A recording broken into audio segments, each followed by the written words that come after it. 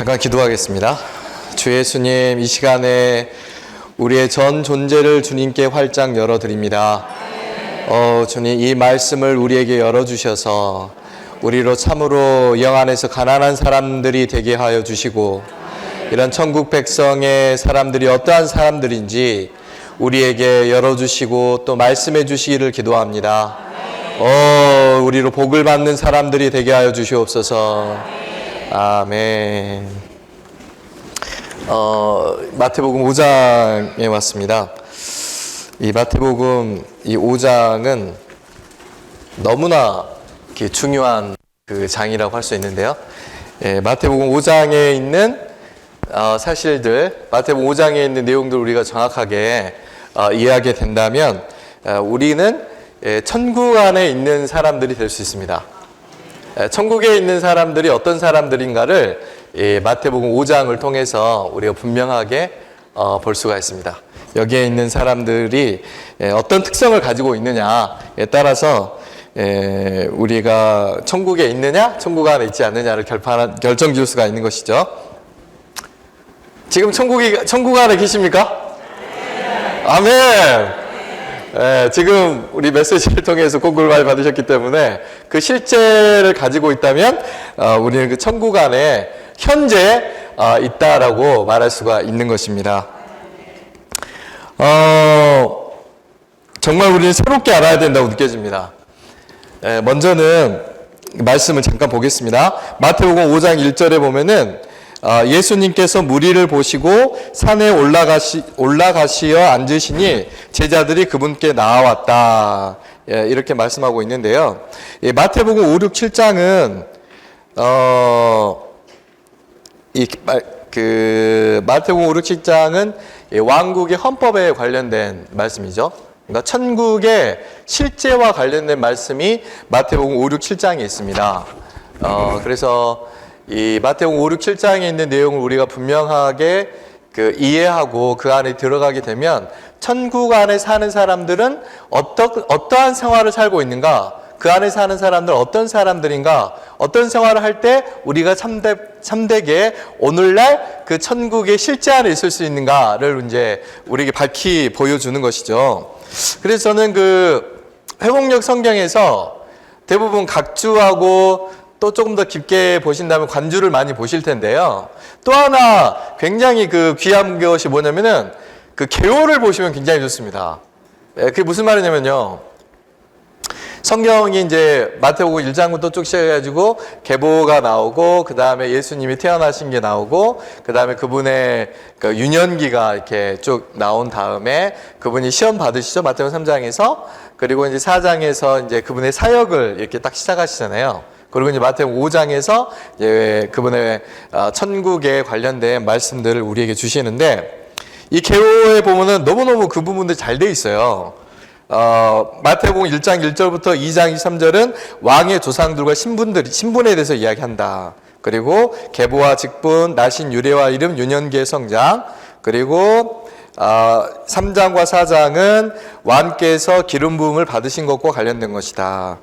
그리고 왕의 사역이 4장 12절부터 11장 30절까지 언급된다. 그리고 5장 1절부터 7장 29절은 왕국 헌법을 반포하셨는데, 특별히 이 부분에서는 왕국 백성의 본성에 관해서는 5장 1절부터 12절까지 있다. 그리고 왕국 백성이 주는 영향에 관하여 5장 13절부터 16절까지다. 이렇게 쭉 이렇게 계호가 쭉 나와 있어요. 그래서 이 계호를 한번 쭉 보면서 성경을 보시면은 성경을 훨씬 더 좀 입체적으로 이게 보실 수가 있고요. 그리고 성경의 내용을 쭉 이게 흐름을 파악하는데도 굉장히 도움이 많이 됩니다. 그래서 저는 성경 보고 한쪽에다가는 계호를 좀 펼쳐놓고 이렇게 보거든요.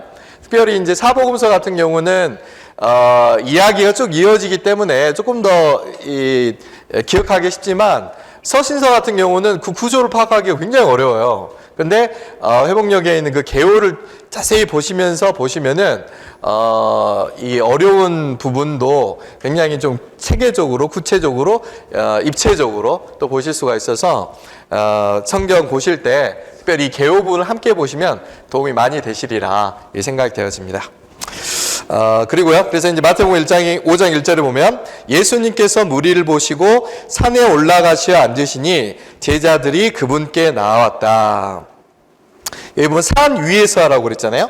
새 왕은 그분을 따르는 사람들을 바닷가에서 부르셨다. 그러나 그들에게 천국의 헌법을 주시기 위해서 산으로 올라가셨다. 이것은 천국을 깨닫기 위해서 우리가 그분과 함께 더 높이 올라가야 한다는 것을 가리킨다. 그래서 주님이 천국에 관련된 이 말씀을 하실 때는 바닷가에서 전하신 것이 아니었습니다. 그것은 더 높은 공기가 맑은 산으로 올라갔었어야 됐었거든요. 다른 것에 의해서 영향받지 않은 그곳에 갔을 때 비로소 주님은 천국에 있는 말씀을 해방하실 수가 있으셨고 제자들도 그런 마음의 상태가 됐었고요. 주님도 그런 기회를 잡아서 이 말씀을 열어주실 수 있는 그런 환경이 조성되었다고 할 수가 있습니다. 그러니까 주님이 중요한 말씀을 하실 때는 항상 딴 곳으로 좀 가셨어요. 그냥 막 점유되어 있는 상황에서는 사람들이 다른 곳으로 점유되어 있었기 때문에 말씀을 잘 못 받아들였었거든요. 그래서 예를 들면은 마태복음에서 가장 중요한 장 중에 하나가 16장이잖아요. 거기서 그리스와 교회에 관련돼서 주님이 이렇게 말씀하시는 구절이 있는데, 그때도 주님은 그 유대교의 중심이었던 예루살렘 성전에서 그러한 말씀을 전하신 것이 아니고 그 거룩한 땅에 굉장히 끝부분까지 가셨습니다. 빌립보의 가이사라 지방까지 가셨어요. 거기는 그 좋은 땅의 경계에 속한 부분이었거든요. 거기에서 또 주님이 그 변형산에서 그분이 변형되신 바로 그 장소에 있었는데, 이 마태복음에서 가장 중요한 말씀을 하실 때에도 그곳까지 이제 멀리 가셔가지고 제자들에게 그런 말씀을 하셨습니다. 그래서 오늘 지금 이 본관 집회소 3층에 있는데 저는 여기가 우리의 산 위가 되기를 원하고, 또 빌립보에 있는 빌립보의 그 가이사라 지방이 이곳이 되기를 원합니다. 그래서 우리의 마음을 활짝 열어서 하나님 말씀 앞에 열어가지고 공기가 청명해져서 그분의 말씀이 우리에게 정말 새겨지는 그러한 장소가 되기를 정말 원합니다. 그래서 그분의 제자들에게 새 왕께서 산 위에 앉으셨을 때 무리가 아닌 제자들이 그분께 나와 말씀을 들었다. 결국 믿는 유대인들만이 아니라 제자화한 모든 민족도 그분의 제자들이 된 것이다 라고 하셨고요. 이제 드디어 이렇게 5장 1절과 2절에서 우리가 어떠한 이 상태에 있을 때, 어떠한 분위기 가운데 있을 때 이 말씀을 들을 수 있는가에 대해서 주님께서 이렇게 말씀하셨고요. 그리고 이제 5장 3절부터 12절까지 이제 천국에 사는 사람들은 어떠한 사람들인가에 대해서 우리에게 말씀해 주고 있습니다. 7가지 특징이 있죠. 그래서 이 7가지 특징을 가지고 있는 사람은 천국 안에 있는 사람입니다. 천국 안에 다 있고 싶으시잖아요. 그러려면은 이러한 특징들 우리가 다 가지고 있어야 돼요. 그러면 그 사람은 천국의 백성이고 천국 안에서 그 실제를 가지고 있는 사람이다 라고 할 수가 있겠습니다. 첫 번째 한번 읽어보도록 하겠습니다. 영 안에서 가난한 사람들은 복이 있습니다. 왜냐하면 천국이 그들의 것이기 때문입니다. 그래서 첫 번째 본성, 천국 백성의 본성이 첫 번째는 영 안에서 가난함.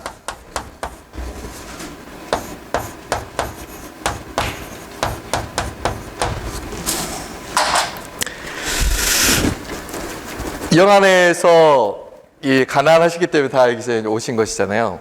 저는 이 리영재님이 말씀을 전하실 때 항상 앞에서 기도를 많이 하시거든요. 기도하실 때 항상 저한테 그 인상적인 기도의 한 문장이 뭐냐면, 주님, 저희는 정말 아무것도 모른 채 주님 앞에 나왔습니다.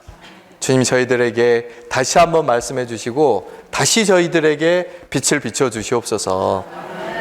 그렇게 말씀하실 때가 굉장히 저한테는 인상적이더라고요.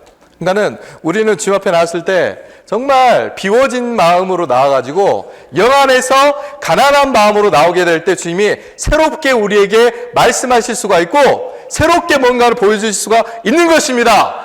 영 안에서 뭔가 채워져 있는 사람은 더 이상 들어올 것이 없는 거예요. 심지어 우리가 지금 영 안에서 가난하다고 그랬는데 영이 뭔지 아십니까? 근데 우리는 다 사람은 세 부분이고 영은 하나님을 접촉하는 기관이고 그걸 다 알지만 실제로 그 안에 들어가서 영 안에서 하나님을 접촉하는 사람, 영 안에서 정말 가난한 사람은 정말 이 안에서부터 그 실제가 무엇인지를 깨닫는 사람 알게 될 거예요. 아, 나는 너무나 모르고 있구나. 이 실제가 뭔지 너무나 모른다. 그 빛비춤 가운데 들어가게 되면 주님, 이 실제를 더 많이 알고 싶습니다. 이런 갈망이 막 안에서부터 일어나게 될 거예요. 하나님, 저는 정말 모릅니다. 주님, 저에게 다시 한번 이 말씀하여 주시옵소서. 제 지난 그 여름에 기회가 돼가지고 이제 여름 훈련 집회를 참석하러 갔었어요.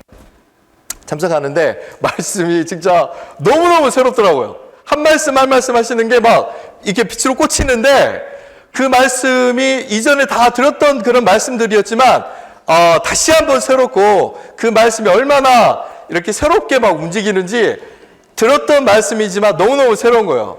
예를 들면은 우리가 자신을 부인해야 된다고 그랬잖아요. 그 말을 얼마나 교회에서 많이 들었겠습니까? 그렇지만 그 자신을 부인해야 한다는 그 한마디 말조차도 너무너무 새롭더라고요. 그때에 하는 그 실제의 그 현재의 말씀으로 인하여서 이렇게 막 열리게 되는 거예요. 그래서 우리는 주님 앞에 갔을 때 주님, 저는 정말 이것에 대해서 모릅니다. 새롭게 주님 다시 말씀하여 주십시오. 이 말씀을 정말 다시 알고 싶습니다. 이렇게 할 때 주님이 우리에게 빛을 비춰줄 수 있는 그런 근거를 가질 수가 있게 되시는 거거든요. 라이프스타디의 저자인 이 형제님이 이 라이프스타디를 언제 완결하셨냐면은 96년도 여름에 이 말씀을 이렇게 다 완성하셨거든요, 아가서를.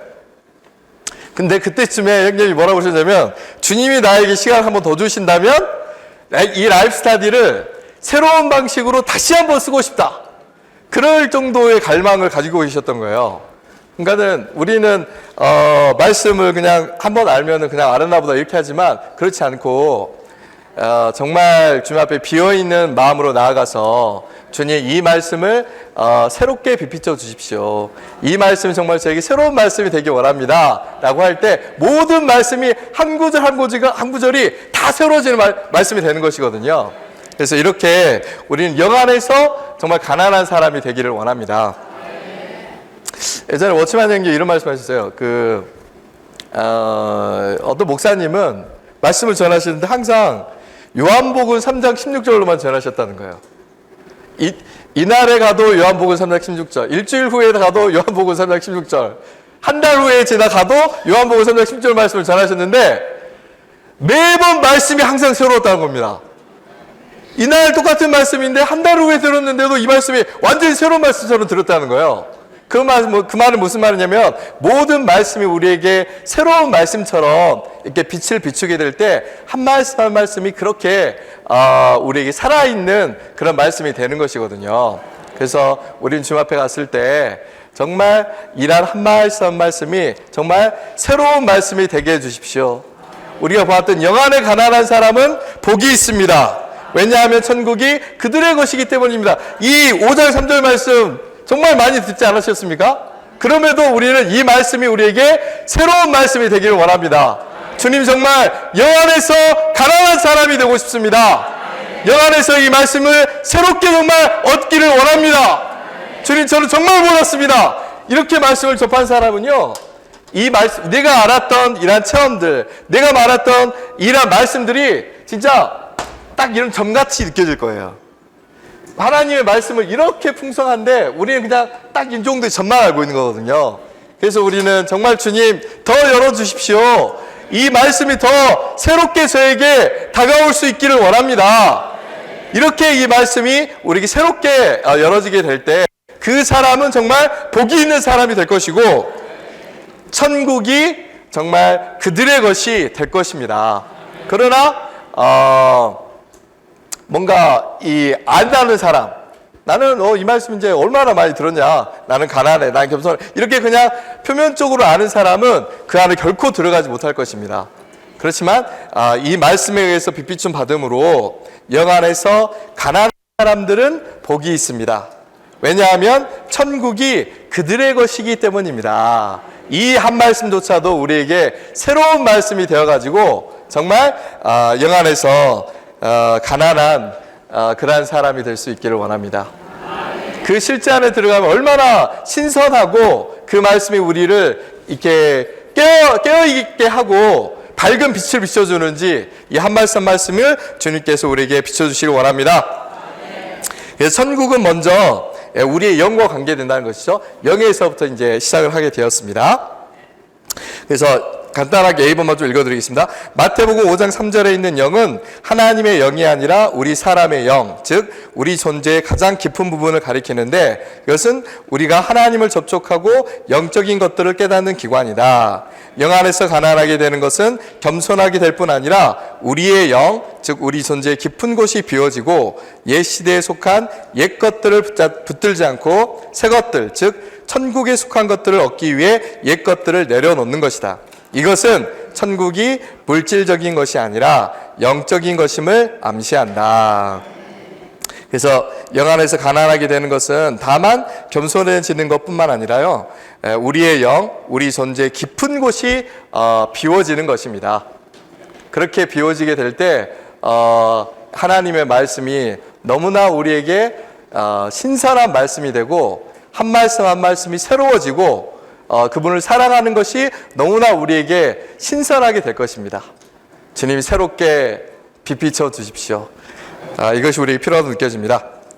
그리고요, 두 번째 특징, 이 천국과 왕국의 차이점은 방금 영상에서도 보셨고 지난주에 또 형제님께 교통하셨기 때문에 이 부분은 넘어가도록 하겠습니다. 세 번째 특징은 같이 한번 읽어보겠습니다. 5장 4절 말씀입니다. 애통하는 사람들은 복이 있습니다. 왜냐하면 그들이 위로를 받을 것이기 때문입니다. 두 번째 특징은 애통하는 사람이죠.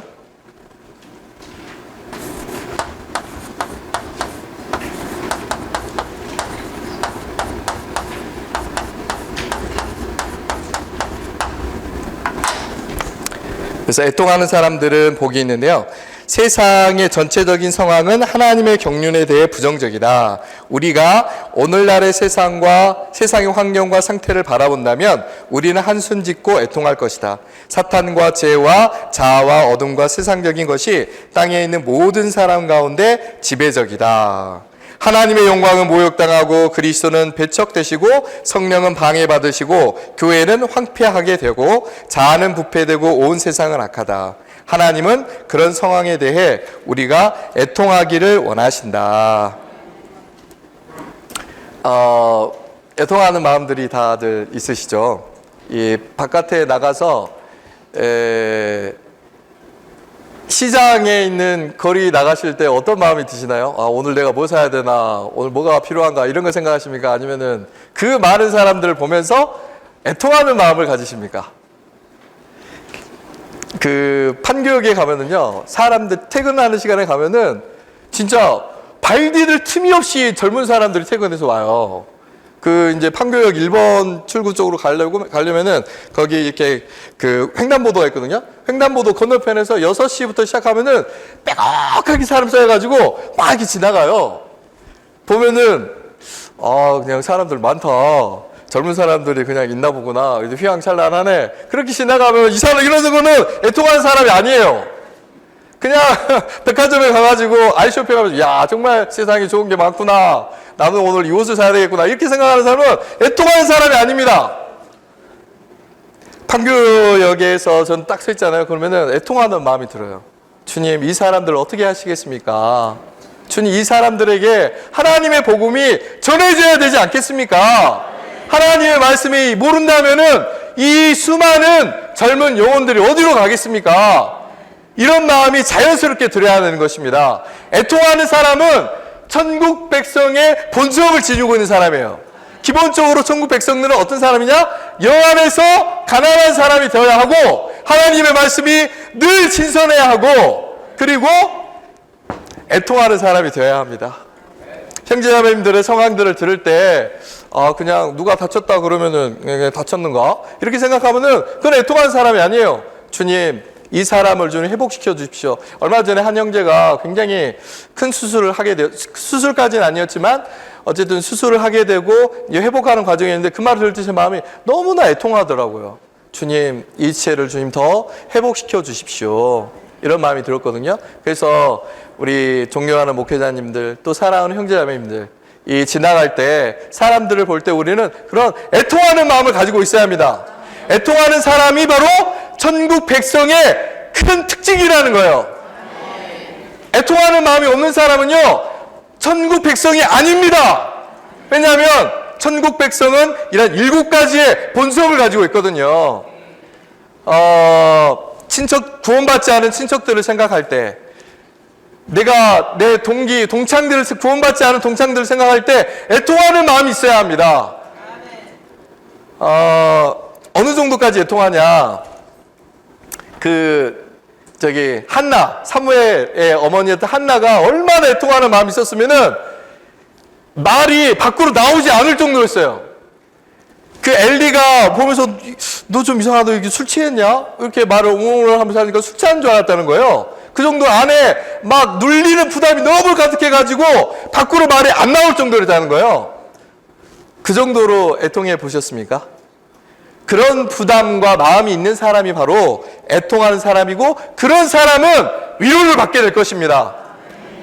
소망을 얻게 될 것이고, 하나님의 큰 임재가 그 사람과 함께해서 큰 위로를 받게 될 거예요. 이게 바로 복이 있습니다. 왜냐하면 그들이 위로를 받을 것이기 때문입니다. 이게 바로 천국 백성의, 천국에 속한 사람들은 두 번째 특징이 애통하는 마음이 항상 있어야 되는 거예요. 그런 사람은 정말 흘려내보낼 수가 있게 되고요. 그 백성의 자질을 가질 수 있는 사람이 되는 것입니다. 그래서 오늘 7가지에 대해서 말할 텐데요. 7가지 절대 잊어버리시면 안 돼요. 천국 가운데 살고 싶으시다면 이 7가지 본성이 우리한테 다 있어야 돼요. 영 안에서 늘 가난하셔가지고 말씀이, 주님, 나로 영 안에서 가난한 사람이 돼서 한 말씀이 나에게 새로운 말씀이 되게 해주십시오. 전에 들었던 말씀은 말씀으로 제가 채워지는 것이 아니라 다시 한번 새롭게 이 말씀을 보고 싶습니다. 천국이 주님 무엇입니까? 들었지만 저는 실제 가운데 있지 않습니다. 이 천국의 실제가 무엇인지 저에게 분명하게 보이셔야 됩니다. 바울이 정말 심지어 박해할 정도로 그리스도를 붙잡았다는 거예요. 그 정도의 마음이 있을 때 주님이 우리에게 완전히 새롭게 이 말씀을 열어주실 것입니다. 두 번째는 애통하는 마음이 항상 있어야 된다는 거예요. 그럴 때 우리는 저 사람은 진짜 천국 백성이구나, 천국의 사람이구나, 이런 마음이 정말 들 겁니다. 세 번째 특징을 함께 보겠습니다. 세 번째 말씀은 5장 5절입니다. 같이 읽겠습니다. 온유한 사람들은 복이 있습니다. 왜냐하면 그들이 땅을 상속받을 것이기 때문입니다. 세 번째는 온유한 사람. 천국 안에 사는 사람은 온유한 사람입니다. 그래서 이 천국 안에 살고 싶어 하는 사람들은 반드시 이런 특징들을 다 가지고 있어야 되는데요. 그러니까 영 안에서 산다라고 할 때 그것은 약간 좀 두리뭉실한 거예요. 그러나 이 마태복음 5, 6, 7장에 있는 말씀들은 천국 안에 사는 사람들의 특징을 아주 구체적으로 우리에게 언급하고 있습니다. 그래서 오늘 또 다음 주에 있는 말씀들을 정말 귀 기울여서 잘 들으셔야 돼요. 그래야 그리스도인들 치고 천국 안에 살고 싶지 않은 그리스도인들 어디 있겠어요? 그래서 천국 안에 살고 싶은 사람들은 이 말씀들을 정말 귀 기울여가지고 한 말씀 한 말씀이 우리한테 새겨져야 합니다. 그래서 세 번째 특징은 온유한 사람들은 땅을 상속받을 것이다. 싸우는 사람들이 땅을 상속받는 것이 아니고요, 온유한 사람들이 땅을 상속받는 것입니다. 주 예수님, 형제자매님들 가운데 아마 나타날 때 대부분 다 온유한 사람이 될 거예요. 가장 우리를 시험하는 것은 가족 가운데 있을 때, 집에 있을 때 내가 정말 온유한 사람인가 아닌가를 확실하게 드러내는 것은 다 그 가운데 있는 것입니다. 제가 첫째가 고3이 됐고요. 바로 여기 앞에 있는 학교 다닙니다. 그리고 둘째가 이제 중학교 2학년이 됐어요. 초등학교 다닐 때는 다 그냥 손 안에 있어가지고, 그냥 너무나 귀엽기만 하고, 막 그래요. 그런데 중학교, 고등학교 올라가니까 누가 저한테 자녀들을 위해서 기도해야 된다 말 안 해도 그 기도의 압박이 얼마나 심한지 보통이 아닙니다. 그런데 이제 애들이 크다 보면은 이제 사춘기가 지나고 생각이 막 뛰어가지고 자기 주장하고 자기의 그 기질이 나오고 막 그러잖아요. 그러면은 저걸 어떻게 고칠까? 저걸 어떻게 내가 지적해줘야 될까? 이런 생각하다 보면은 화만 나는 거예요. 그러다가 심지어 가족 집회를 하거든요. 그러면 오늘 가족 집회 때 요걸 꼭 이야기해야 되겠다. 이 녀석, 너는 이 말은 너는 쓰면 안 돼. 너는 왜 자꾸 이렇게 짜증을 내니? 뭐 이렇게 하잖아요. 그러면은 거룩한 말씀 앞에 우리가 주님을 누리는 가족 집회를 갖자. 가족 집회 하면서 싸우는 거예요. 그러면은 이게 온유한 사람이 절대 안 되는 거예요. 땅은 누가 차지하냐? 온유한 사람이 차지하는 겁니다. 자, 그래서 어느 날에 막 적어놨었거든요. 제가 자꾸 잊어버려가지고. 그러다가 가족 집회 할 때, 안 되겠다. 이게 무슨 가족 집회다. 이건 아니다. 내려놓고 다만 우리가 함께 누리자. 누릴 때 문제는 해결이 되는 거거든요. 지적한다고 해결되는 게 절대 아니에요. 온유한 사람이 땅을 얻게 되는 것입니다. 씨를 언제 뿌리죠? 씨는 봄에 뿌리잖아요. 겨울에 안 뿌립니다. 겨울에 막 딱딱할 때 누가 씨를 뿌린 사람이 있겠어요? 봄이 돼서 땅이 부드러워지면 그때 씨를 뿌리는 거거든요. 밭을 막 갈면서 흙이 이렇게 막 부드러워져야지 씨를 뿌릴 수가 있고 거기에서 이제 양분을 얻어서 자라날 수가 있는 것입니다. 그래서 온유한 사람들이 땅을 상속받는다. 싸우는 사람이 아니다. 이것을 우리가 정말 기억할 수 있기를 원합니다. 함께 이 온유한 사람이 됐을 때 더 말이 잘 들어가더라고요. 계속해서 훈련하고 있습니다. 제 자신도 저를 닮아서 그런지 다들 두 딸들이 다 만만찮아요. 그런데 함께 할 때 저도 영 안에 있지 않고 온유한 영 가운데 있지 않잖아요. 그러면은 다른 짜증 섞인 말이 나가게 되면은 얘도 이제 어린애가 아니에요. 동일하게 나오게 되는 것입니다. 그런데 저도 정말 이러한 말씀을 듣고 적셔지고 그런 말씀 가운데 있게 되면서 온유한 영 가운데서 이게 쫙 이야기하잖아요. 그러면은 이상하게 그런 말씀이 다 들어가요. 참 신기하대요. 어제 저녁에 밤에 이제 잘 때 좀 되니까 둘째는 그런 말 잘하는데 아빠한테 와가지고 아빠 잘자 사랑해 이렇게 얘기하는데 마음이 기쁜 거예요. 왜냐면 그날 오후 내내 제가 온유하게 애들 대했었거든요. 그러니까 그게 막 이렇게 흘러나가게 되는 것이죠. 쉬운 게 아닙니다. 한 번은 애들이 특별 집회 이제 중고등부 특별 집회에 참석하고 정말 주님을 잘 누리고 왔더라고요. 그래서 좋다 이렇게 하고 있는데 그날 저녁에 소파에 앉아가지고 막 이렇게 하는데 첫째하고 둘째가 엄청 싸우기 시작하는 거예요. 진짜 보통이 아니더라고요. 그게 한 10분 20분 가면서 40분 넘게 싸우는 거예요. 제가 딱 가운데는 양옆에서 그러니까 제가 그 가운데 있으면서 이 말 듣다가 확 올라갔다가 안 되지 탁 떨어졌다가 막 올라갔다가 떨어졌다가 하다가 한 40분 시간 지나니까 얘네들도 이제 지쳐가지고 이게 잠잠해졌잖아요. 그때 이제 제가 딱 기회를 잡아가지고 온유하게 너희들 특별 집회에서 어떤 말씀 들었냐 이런 말씀하면서 이렇게 교통할 때 아이들의 마음에도 약간씩 이게 심겨지게 되는 거예요. 그래서 뭔가 이 딱이 왔을 때 즉각적으로 반응하잖아요. 그러면 대부분 우리의 기질이 나가기가 너무나 쉽습니다. 그래서 우리는 잠시 멈춰서 이 말씀을 기억하기 원합니다. 온유한 사람들은 복이 있습니다. 왜냐하면 그들이 땅을 상속받을 것이기 때문입니다. 땅을 상속받고 싶으시잖아요. 왕국에서의 그 분깃을 다 우리는 얻고 싶어 하기 때문에 그러한 사람이 되기 위해서는 왕국 백성의 세 번째 특징인 온유한 사람이 되어야 합니다. 그러니까 온유한 특성이 우리 가운데 계속해서 있기를 원합니다. 자, 이제 네 번째 특징입니다. 5장 6절 말씀 함께 읽어보도록 하겠습니다. 의에 굶주리고 목마른 사람들은 복이 있습니다. 왜냐하면 그들이 만족할 것이기 때문입니다. 이제 의에 굶주린 사람들. 온유할 뿐만 아니라 의에 굶주리고 심지어 목마를 정도로 이제 의로운 사람이 돼야 돼요. 의라는 것은 외적으로 보면은 모든 사람들이 평가하는 그런 기준이라고 할 수 있죠. 누가 볼 때도 저 사람은 의로운 사람으로 나타나야 한다. 이런 것입니다. 그리고 이제 한 단계 더 전진해서 들어갈 때 우리가 보는 것은, 고린도전서 이제 1장 30절 말씀처럼 그리스도는 지혜, 곧 우리의 의가 되셨다고 그러셨거든요. 그래서 그리스도께서 우리의 의이신데, 그러한 의이신 그리스도는 우리의 의로운 행실 가운데서 이게 자연스럽게 나타나게 되는 것입니다.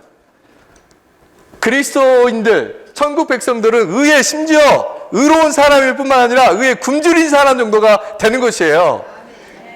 세상 사람들도 하는 의를 우리도 못하고 있다. 그러면은 그거는 이렇게 의가 아닌 것이죠. 의롭지 못하고 의의 그 기준에도 포함되지 않은 것입니다. 저는 굉장히 약한 게 있는데요. 그 뭐가 약하냐? 분리수거하는 거 있잖아요. 너무 힘들어요. 저희 자매는 분리수거 엄청나게 철저하거든요. 제가 요구르트 먹고 그냥 버리잖아요. 엄청 혼납니다. 왜 그냥 버리냐? 그거 물로 다 씻어가지고 뚜껑 따갖고 이렇게 버려야지. 근데 그러면 제가 이제 불평하면서, 미국에 가면은 한 번에 그냥 다 버리던데 왜 한국은 이렇게 돼 있냐? 어쨌든 한국에서도 그런 의가 있는 것이거든요. 아주 작은 부분에서의 의로운 것을 말씀드리는 것이지만, 그래서 이번에 제가 그 사역원에 유초등 모임에서 갔더니 거기에 이렇게 써 있더라고요. 하나님 사람들로서 철저하게 분리수거해 주시기 바랍니다. 그래가지고 이 철저하게 분리수거하는 것도 하나님 사람의 행실이구나. 이게 저 보게 됐는데, 어쨌든 그런 작은 부분에 있어서까지 우리는 훈련받을 수 있기 원합니다. 제가 말한 굉장히 작은 애고요. 의에 관련된 것은 훨씬 더 넓습니다. 의이신 그리스도가 어떻게 우리 행실에서 나타나게 되는 것인가. 그건 아마 오늘 오후에 3교시에 의에 대해서 또 형제님께서 많이 말씀해 주실 것입니다. 그 부분을 좀 더 참고하기로 하나고요. 그리고 5번째 특징 함께 읽어보겠습니다. 5장 7절입니다. 긍휼히 여기는 사람들은 복이 있습니다. 왜냐하면 그들이 긍휼히 여김을 받을 것이기 때문입니다. 긍휼히 여김.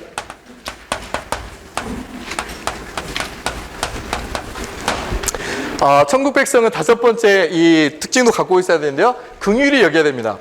4번째 특징인 의에 굶주린 사람, 굉장히 의로운 사람은 반드시 그 균형이 잡혀져야 되는데요. 뭘로 균형이 잡혀져야 되냐? 긍휼로 조화되어져야 되고 균형이 잡혀져야 됩니다.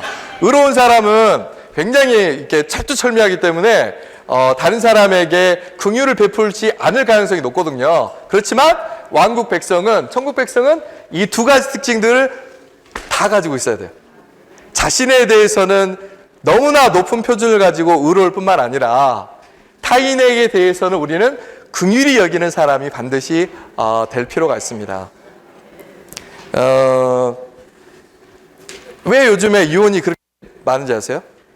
왜 이혼이 그렇게 많냐? 다른 이유도 있겠지만 긍휼이 부족하기 때문에 사람들이 다 이렇게 헤어지려고 그러고 그런 것입니다. 살다 보면은 미운 게 있거든요. 그러면 저거 안 했으면 좋겠는데 계속 하는 거예요. 어떤 말 안 했으면 좋겠는데 그 말만 계속해. 그러면은 믿게 되는 거. 믿게 되고 뭐 남편이라고 남의 편 갖고 막 그런 마음이 들게 되는 것이거든요. 긍휼히 여기는 마음을 갖게 될 때 그런 것들에 대해서 소화하게 되고 이렇게 할 수가 있게 되는 것입니다. 교회 생활했을 때 마찬가지죠. 어떤 그 지체는 매번 늦을 수가 있어요, 집회에. 그렇지만 때때로는 격려해야 되겠지만 긍휼히 여기는 마음을 항상 가지고 대할 수가 있을 때 우리는 천국 백성의 긍휼히 여기는 특성을 우리가 가질 수가 있게 되는 것입니다. 특별히 그 배우자를 생각할 때 긍휼히 여기는 마음이 갖기가 쉽죠. 어떤 부분들은 진짜 안 고쳐져가지고 너무 힘들 때가 있어요. 그때가 어떻게 해야 됩니까? 안 고쳐지면 어쩔 수 없는 거예요. 그거는 그냥 내가 받아들여가지고 긍휼히 여길 수밖에 없습니다. 저희 자매에게 좀 미안한데 제 자매가 제가 정말 싫어하는 게 있거든요. 그게 뭐냐면은 음식할 때 김치찜을 하거나 고기를 넣을 때 제발 좀 잘게 좀 넣어라. 그런데 저희 자매는 항상 이따 크게 넣는 거예요. 그러면 먹을 때 너무 불편하다. 좀 잘게 좀 잘 잘라서 넣었으면 좋겠다. 그런데 그걸 제가 10년째 이야기하는 것 같은데 10년이 지나도 안 바뀌는 거예요. 사람들 생각하면 그게 미워가지고 작은 것이 하나 발전해가지고 이렇게 이혼하게 되잖아요. 그런데 그렇지 않고 어느 날 되면은 저거는 안 되나 보다 그 생각하고 긍휼히 여기는 마음을 가지고 뭐라 그랬죠? 긍휼히 여기는 사람들은 복이 있습니다. 왜냐하면 그들이 긍휼히 여김을 받을 것이기 때문입니다.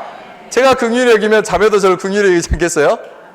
맨날 분리수거할 때마다 그냥 혼나는데 거기에서도 좀 긍휼히 여김을 받고 나중에 우리가 심판대 앞에 갔을 때에도 우리는 긍휼히 여김을 받을 수가 있는 것이죠.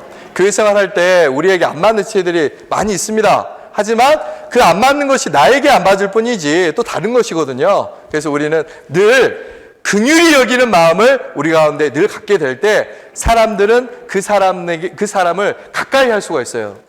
의만 있는 사람은요 가까이 가기 쉽지 않습니다. 너무나 이게 멀어가지고 쉽지 않거든요. 그러나 긍휼히 여기는 마음이 가득한 사람은 그 사람을 봐도 저 사람 정말 뭔가 긍휼이 있구나 이런 마음이 들거든요. 그러면은 내가 좀 부족하기 때문에 가까이 가고 싶은 거예요. 그래서 긍휼히 여기는 사람은 복이 있습니다. 왜냐하면 그들이 긍휼히 여김을 받을 것이기 때문입니다. 그래서 형제자매들 간의 관계에 있어서 또 집안에서도 우리는 정말 긍휼히 여기는 사람이 되기를 원합니다. 이건 정말 우리가 하나 항목 훈련해야 될 얼마나 많은 항목들이 있을지 모르겠어요. 아멘. 이제 6번째 특징이죠. 마태복음 5장 8절 한번 보겠습니다. 같이 읽어보겠습니다. 마음이 순수한 사람들은 복이 있습니다. 왜냐하면 그들이 하나님을 볼 것이기 때문입니다. 마음이 순수해야 됩니다.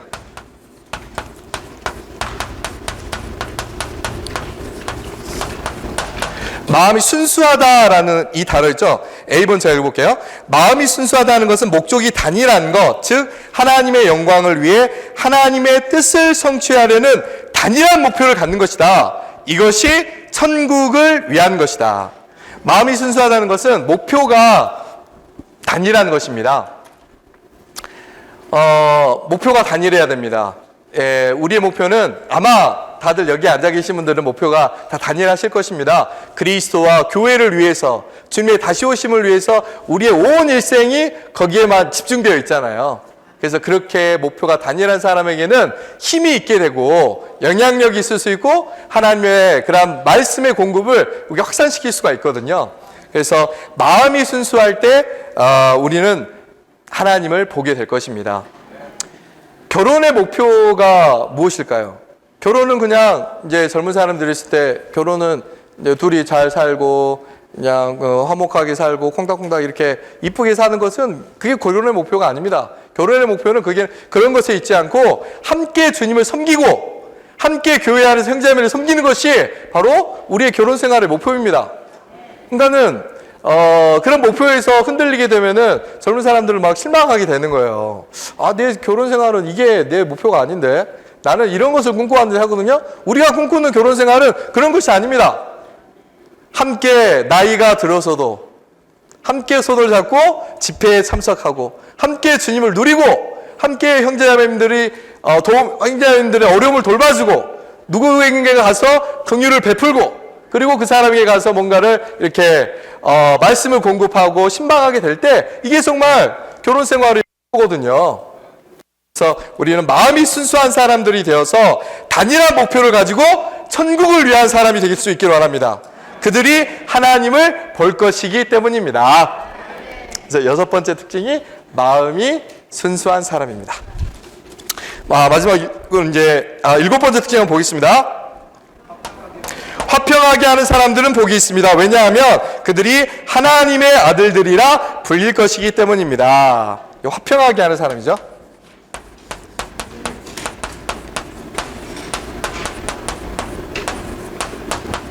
영어가 되게 멋있죠. 피스메이커라고 하는데요.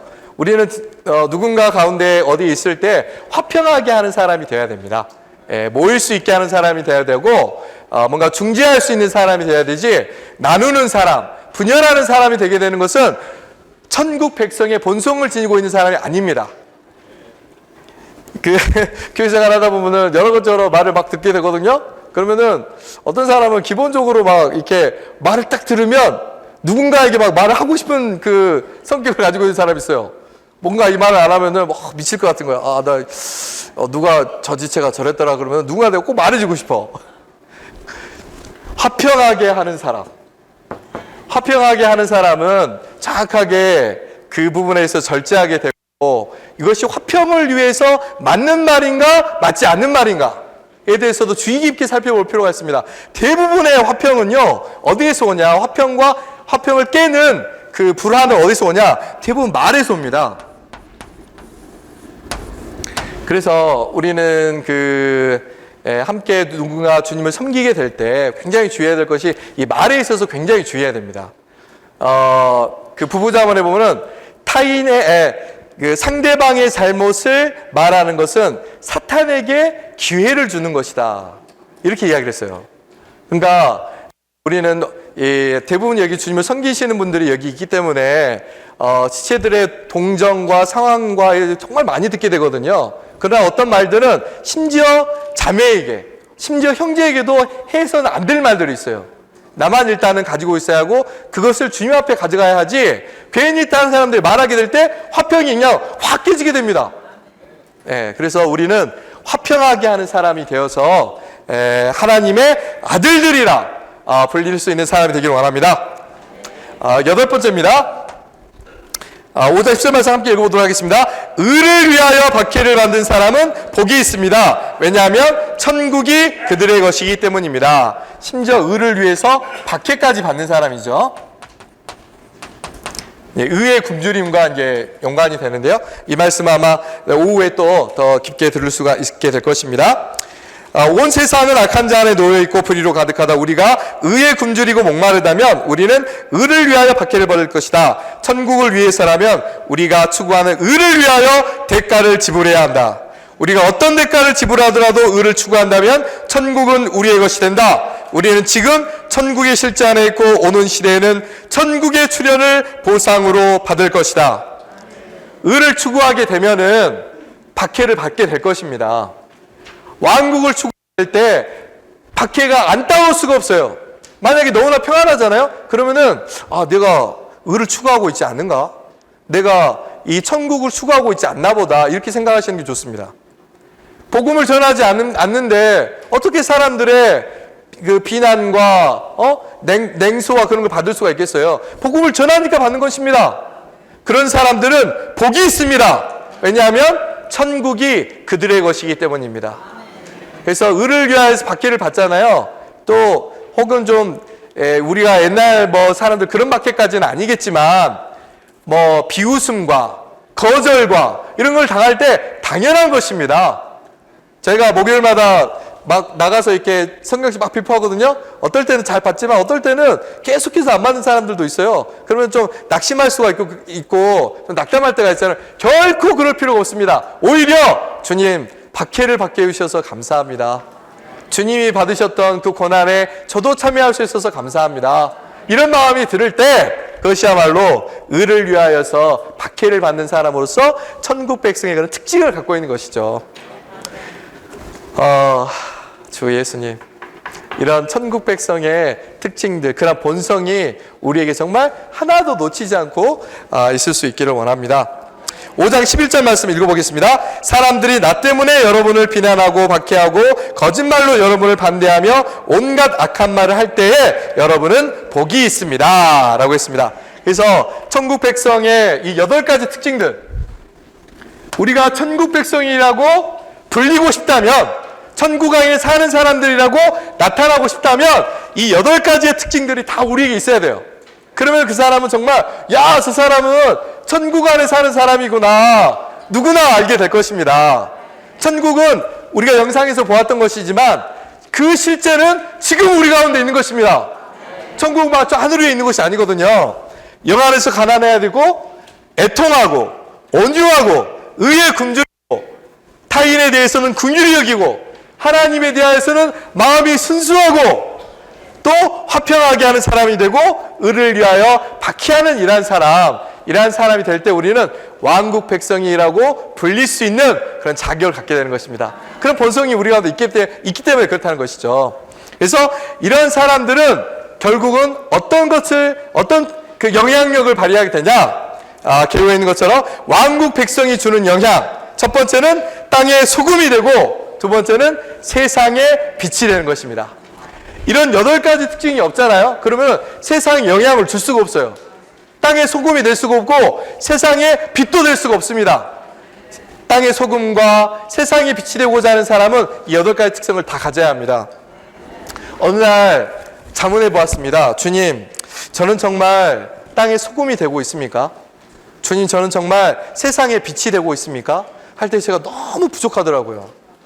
복음을 전하는 것이 너무나 부족하고 사람들에게 빛을 비춰주는 것이 너무나 부족하다, 이런 마음이 제가 들었었거든요. 그래서 우리는 이 천국 백성의 8가지의 그런 특징을 잘 간직함으로 땅에 대해서도 부패함을 해결할 수 있는 소금이 되고 세상을 향해서도 빛을 발하는 그런 사람들이 될 수 있기를 원합니다.